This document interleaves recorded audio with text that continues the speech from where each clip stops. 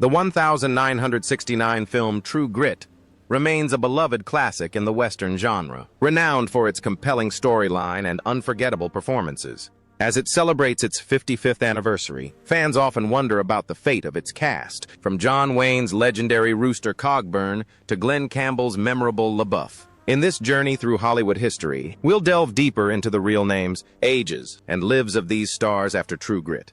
Join us as we look back on their careers, the impact of their films, and the actors we have tragically lost, to honor their enduring legacy in cinema. 1. John Wayne as Rooster Cogburn. By the time John Wayne took on the role of Rooster Cogburn in True Grit in 1969, he was already a Hollywood legend. Born Marion Robert Morrison on May 26, 1907, Wayne's path to fame was not easy. After losing his soccer scholarship due to a surfing accident, he worked hard to establish himself in Hollywood, starting with small roles before landing his first leading role in The Big Trail in 1930. Although the film was a commercial failure, Wayne's perseverance paid off, leading to classics such as Red River, 1948, The Searchers, 1956, and The Quiet Man, 1952. His portrayal of Rooster Cogburn, a gruff, one-eyed American sheriff, was a defining role, earning him his first and only Academy Award for Best Actor.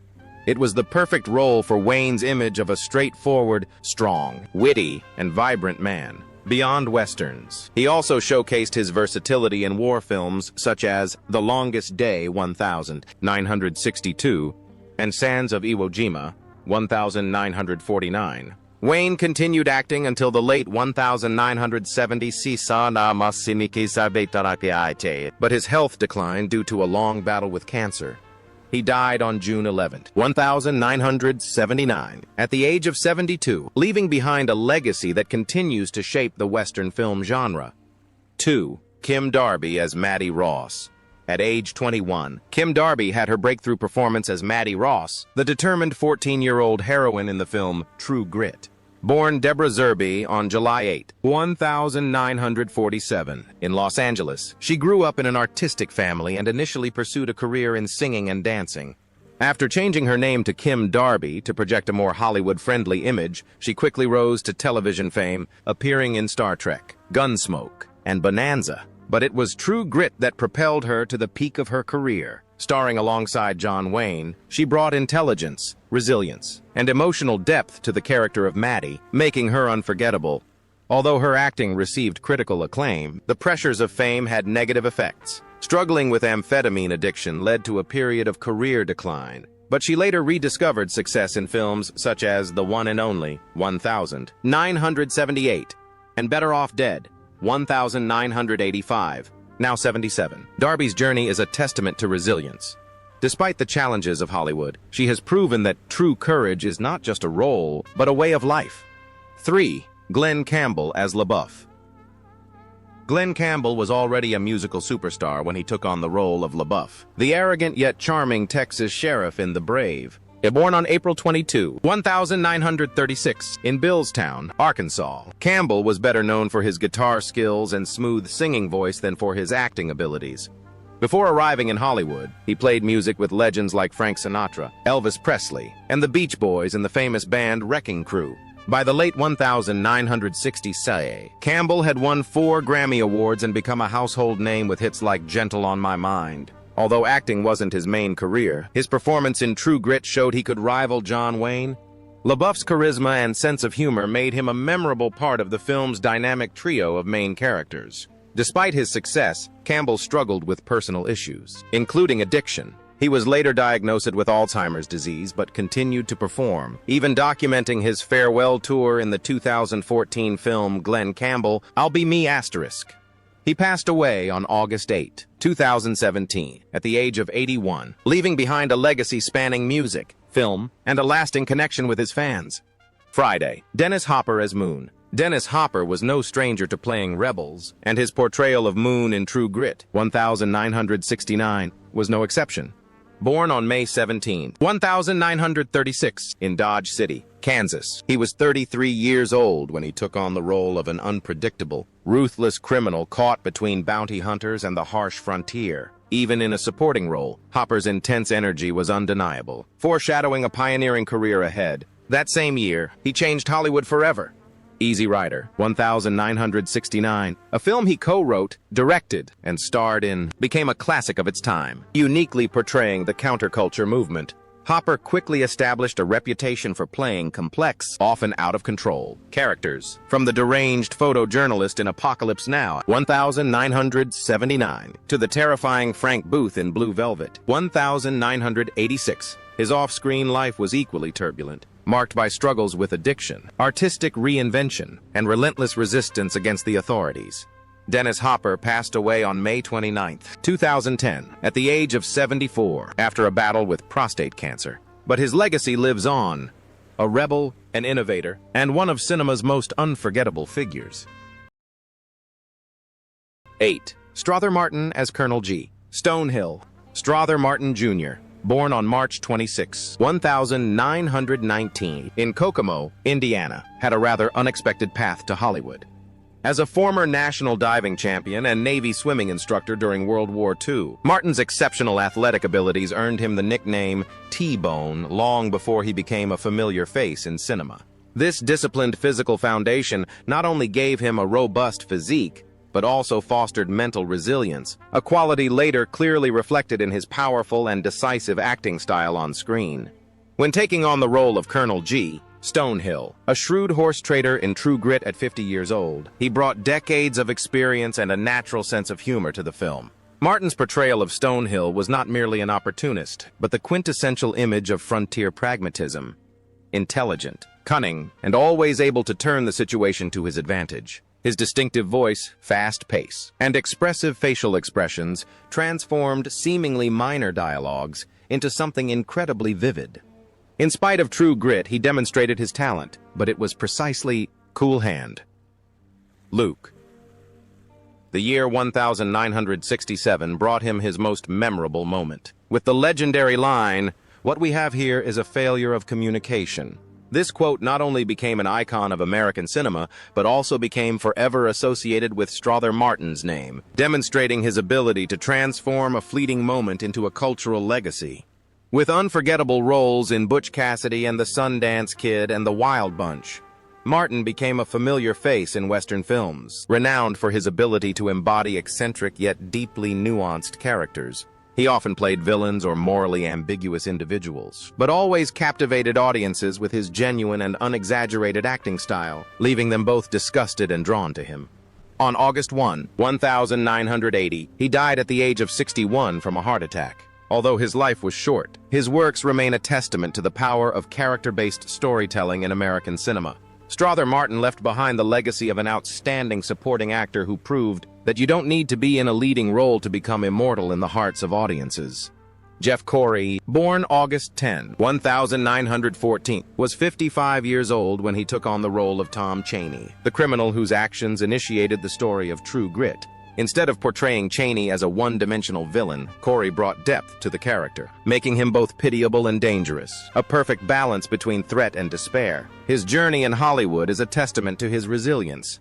From the beginning of his career, Corey established himself as a talented actor specializing in supporting roles, but in the 1950 type, he was blacklisted for refusing to cooperate with the House Anti-American Activities Committee. Instead of giving up, he reinvented himself by becoming an acting coach, mentoring future stars such as Robert Blake, Bruce Lee, and Carol Burnett. His triumphant return to film in the 1960 CS led to roles in The Cincinnati Kid and Butch Cassidy and The Sundance Kid, proving that talent and integrity can overcome adversity.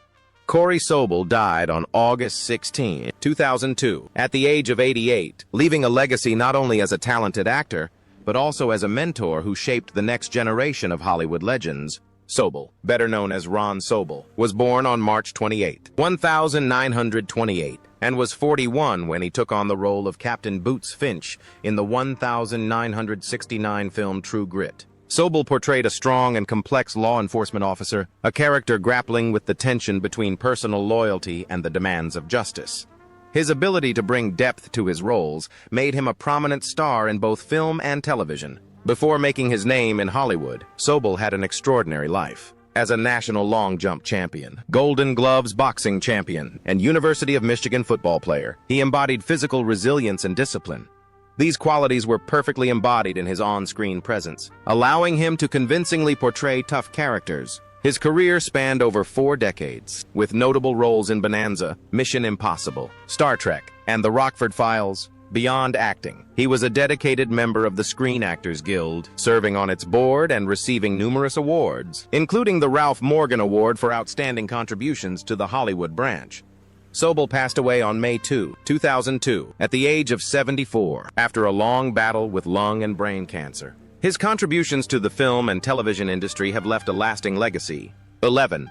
John Fiedler as Attorney Daggett. John Fiedler, born February 3, 1925, was 44 years old when he played Attorney Daggett in the film True Grit. Although his portrayal of a somewhat anxious but principled lawyer was brief, his ability to convey the inner turmoil of a man trapped in moral dilemmas made Fiedler's performance unforgettable. Fiedler's career spanned over 55 years, with his distinctive high-pitched voice often leading him to play gentle or timid characters.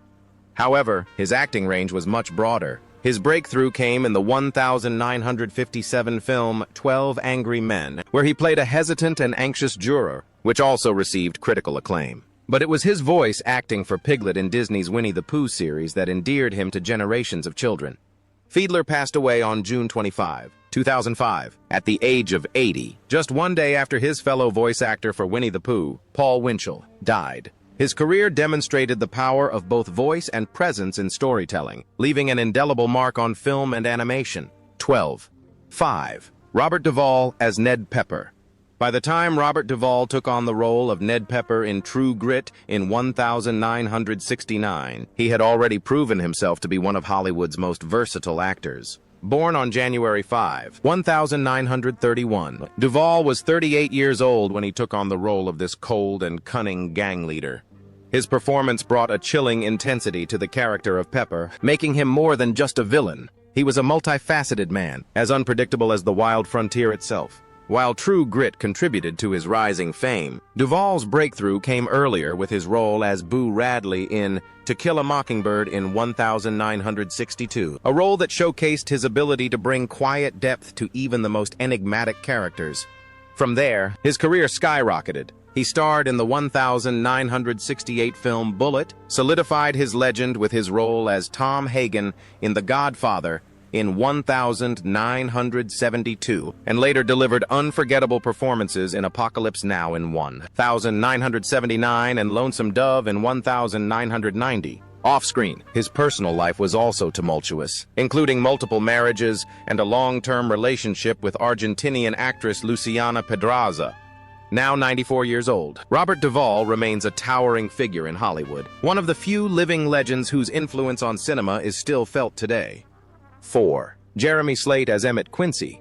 Born Robert Bullard Perham on February 17, 1926. Jeremy Slate lived a life as colorful as the roles he portrayed. At age 43, he took on the role of Emmett Quincy in True Grit in 1969, bringing a blend of charm and ruthlessness to the outlaw character. His role as Quincy, though small, was memorable. A man hardened by life on the frontier, striking a balance between toughness and self-respect. But Slate's career wasn't confined to just one film. He found his place on television, playing Larry Larr in The Aquanauts, 1960-1961, and frequently appeared in popular westerns and television series throughout the 1960s and 1970s. On the big screen, he excelled in films about motorcycle enthusiasts such as The Born Losers, 1967, and Hell's Angels, 69. 1969, although a serious leg injury sustained during filming forced him to give up motorcycles. Beyond acting, Slate also demonstrated songwriting talent, writing the song Just Beyond the Moon for Tex Ritter, while his personal life, marked by passionate relationships and involvement in the sexual freedom movement, further enriched his story. Jeremy Slate died on November 19, 2006, at the age of 80, following surgery for esophageal cancer. A true figure both on and off screen, he left a legacy that spans the fields of film, television, and music. 7. Alfred Ryder as Goody. born on January 5, 1916, in New York City. Alfred Ryder had already built an impressive career before taking on the role of Goody, the sharp-witted defense attorney in True Grit, 1969. At 53, his powerful voice and subtle intensity set him apart from the film's extraordinary characters, perfectly embodying the essence of a man balancing duty and personal morality. Ryder's character, Gowdy, didn't require extensive screen time, yet each appearance left a strong impression, particularly through his use of eye contact and the rhythm of his dialogue, to convey both cold intelligence and inner conflict. This restraint made the role far more memorable than typical supporting characters in the Western genre of that era.